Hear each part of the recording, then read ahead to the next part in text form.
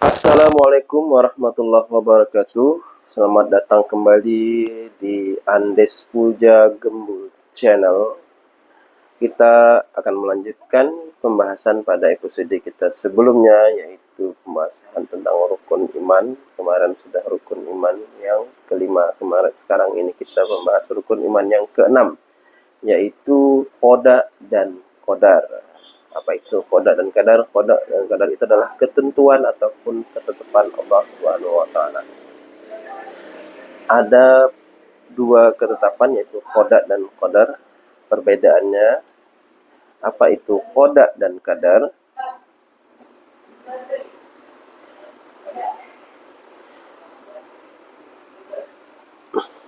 Qada adalah ketetapan dan keputusan mutlak Allah Subhanahu wa taala sejak zaman azali, seperti kelahiran dan kematian seseorang yang tidak dapat diubah.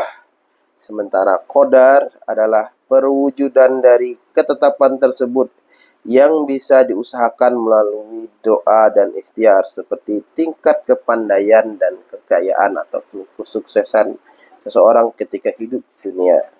Nah, itulah perbedaan dan qada dan qadar. Untuk lebih detailnya lagi, ya, sini perbedaan qada dan qadar. Qada adalah ketetapan mutlak yang tidak dapat diubah, sedangkan qadar meskipun ditetapkan masih bisa dipengaruhi dan diubah melalui usaha dan doa dan ikhtiar manusia. Qada adalah rencana atau ketetapan Allah, yang sedangkan qadar adalah implementasinya di dunia nyata. Contoh qada dan qadar. Qada itu yang pertama, yaitu waktu dan seseorang lahir dan meninggal. Waktu, cara dan seseorang lahir meninggal, dia dilahirkan dari keturunan siapa, bapaknya siapa, ibunya siapa, itu semuanya sudah ditentukan oleh Allah Subhanahu wa taala, dan di mana, kapan, semuanya itu sudah ditentukan oleh Allah Subhanahu wa taala, tidak bisa berubah. Habis itu bentuk fisiknya juga, dia dari keturunan orang kulit hitam kah, orang kulit putih kah, ataupun punya kelengkapan tubuh yang sempurna ataupun ada kekurangan. Nah, itu juga sudah kodanya Allah Subhanahu wa taala. Itu tidak bisa diganggu gugat. Sedangkan qadar adalah tingkat kepandaian seseorang yang bisa ditingkatkan melalui belajar. Nah, ini dia.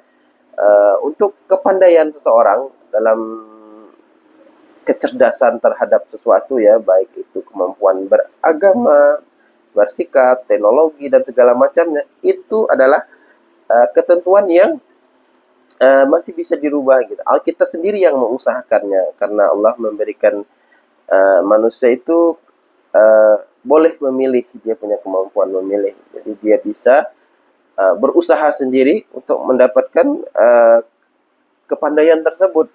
Yang rajin akan bakal pandai, rajin belajar. Yang malas akan mengalami kebodohan.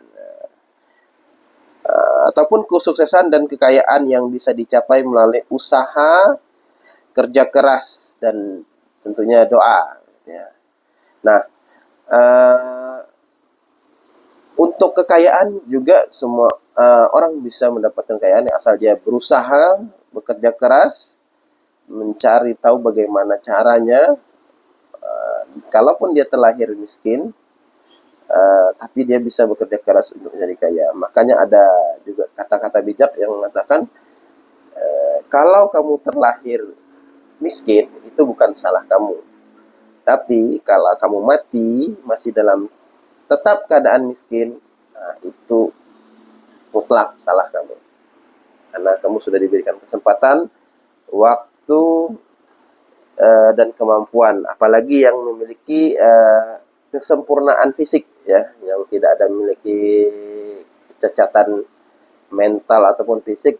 Nah, itu mungkin salah dia gitu. Kalau dia selama di dunia hidupnya malas-malasan, tidak mau bekerja keras, tidak mau belajar lebih, karena pastinya kalau kita yang ingin mendapatkan kelebihan seperti kekayaan ataupun kepintaran, kita harus melakukan lebih banyak daripada orang lain, orang-orang biasanya.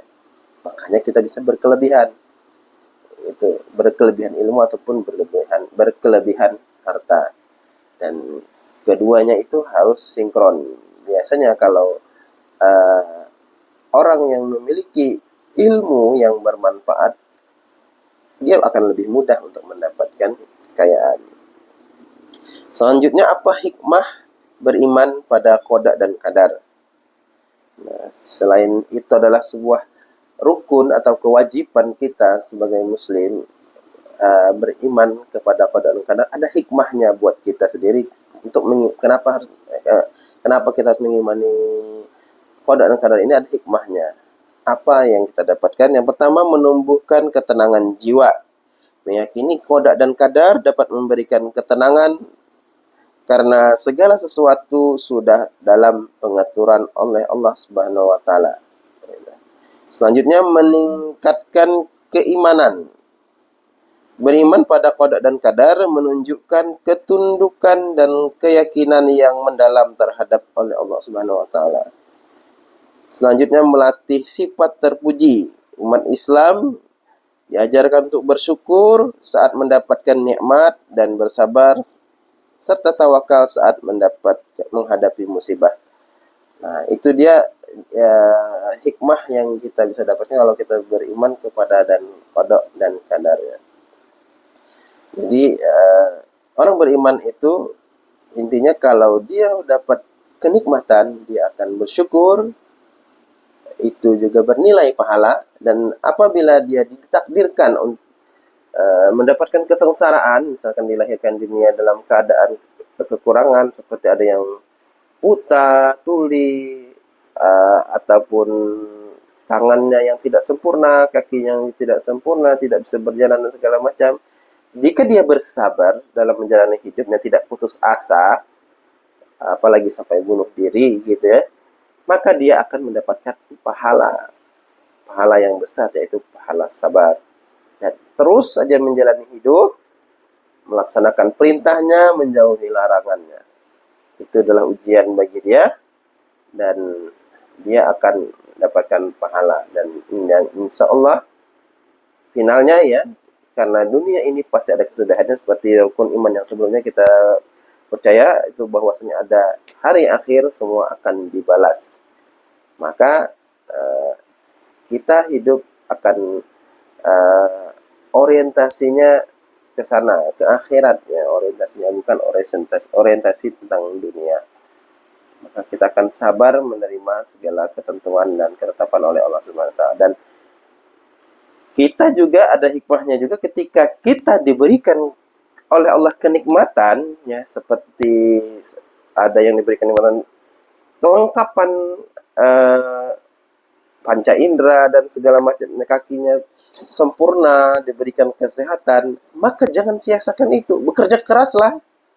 Bekerja keras dengan sebaik-baiknya, capai prestasi setinggi-tingginya, belajar sepintar-pintarnya, berusaha sekeras-kerasnya sehingga menjadi orang yang kaya dan bisa memberikan manfaat kepada manusia lainnya. Karena orang yang kaya itu dia bisa memberikan manfaat kepada yang lainnya, seperti dengan membuka lapangan pekerjaan, dan dia juga bisa memberi sedekah yang banyak kalau yang kaya itu orang beriman. Dan juga tugas kita dan kewajiban kita sebagai orang yang punya kepintaran dan kemampuan bekerja keras untuk memperoleh kekayaan, yaitu jangan sampai orang yang jahat ataupun tidak beriman yang mengambil kekayaan tadi, yang memiliki kekayaan tadi. Karena kalau mereka yang kaya, mereka akan menggunakan kekayaannya untuk berbuat kezaliman, berbuat kemungkaran di muka bumi. Maka terjadilah kehancuran di mana-mana. Nah, seperti itu, saudara-saudaraku seiman dan seagama. Baik, mungkin ini saja pembahasan pada video kali ini. Dengan video ini berarti kita sudah selesai membahas pengetahuan yang pertama, yaitu rukun iman. Pengetahuan dari 3 pengetahuan utama yang harus dikuasai oleh seorang muslim ataupun muslimah, yaitu rukun imannya, 6 rukun iman, itu sudah selesai kita bahas. Untuk video selanjutnya, kita akan bahas tentang rukun Islam. Baik, cukup di sini. Terima kasih sudah menyaksikan video ini. Subscribe channel ini untuk membuat saya terus berkembang, membuat video-video yang berikutnya. Assalamualaikum warahmatullahi wabarakatuh.